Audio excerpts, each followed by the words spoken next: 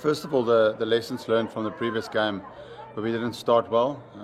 I thought we made it quite soft and easy for them to score runs. Today we were excellent. The first 3 or 4 overs we set the tone beautifully with KG and Abbo. And then England played well and mixed with a bit of bad execution from our part. But to bring it back like we did there, 6 overs for, I think it was 30 runs or something, to get 6 wickets was unheard of in T20 cricket. So that means a lot for us as a death bowling unit. It's something we've worked a lot on, and it's something we pride ourselves on now, as having great options at the death. I didn't start that well. The first few overs I didn't feel comfortable at the wicket, even though I got a few boundaries here and there. Only really started feeling comfortable with Chris Jordan's over. Started moving a bit better at the crease. I guess just one of those days where things did go my way. A couple of balls bounced in the right areas, and then obviously a couple of good shots in between. So I'm pretty happy about that. I desperately wanted to not out at the end. Was caught up in 2 minds. I wanted to have a go at the leg spinner, but I also wanted to not out. So I guess that was my downfall at the end of the day. AB is very experienced and he is a great finisher. There's no doubt about it. That's why he batted 4 in the previous World Cup, because we honestly believe that. And that hasn't changed. He's still a great finisher. The only thing that has changed is I feel that, especially in India, someone like AB has the potential to blast the team away and get 100 plus, because he scores so quickly. So I don't know what the right answer is. You just have to go on what you think is your strongest team in the conditions that you play. If we had a World Cup in South Africa or England, maybe it would have been a different scenario.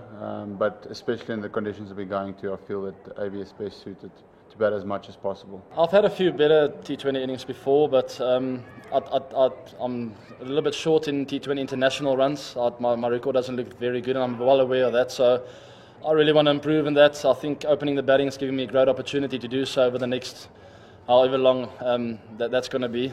So hopefully for a long time.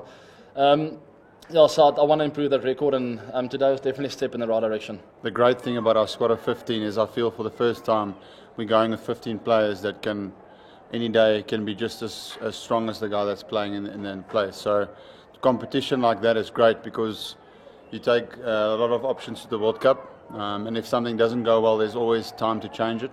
For the moment, obviously both of the guys, Hashim and Quinny, has had an excellent one-day campaign in T20 series now, Hash. So for me, it's not a headache. It's great to have options. We'll have to assess in India who we think is the best option to go up the top. Obviously, we've got Australia to come now, so possibly look to, like I mentioned before, look to rotate a few players if we can, when we can, to try and get the whole squad, when there's time, to get them to play some cricket. You always want to imprint something on a team that when you meet them again, they can almost remember that feeling or the results that they played. So from a mental point of view, it's great. But I suppose the English team will also say from their point of view that when we meet in the World Cup, it's a new game, it's a new opportunity, it's all square. So, I mean, there's always both sides to look at it. For me as a captain, I'd rather be sitting on the winning side than going there losing 2-0 against England. So us as a team will take a huge amount of confidence from this. It's a huge privilege and honour to play in every game that you play for South Africa. Look, he's the captain of the T20 side. I can't imagine what it must mean to him, winning 8 out of 9 games now in T20 cricket. So, look, yes, Test cricket, it's obviously the most important format, I think, for all the countries. But still, it's a long time ago and we've won 2 series in a row now, ODIs and T20s, against a really good outfit. So we take a lot of confidence in that moving to the World Cup now.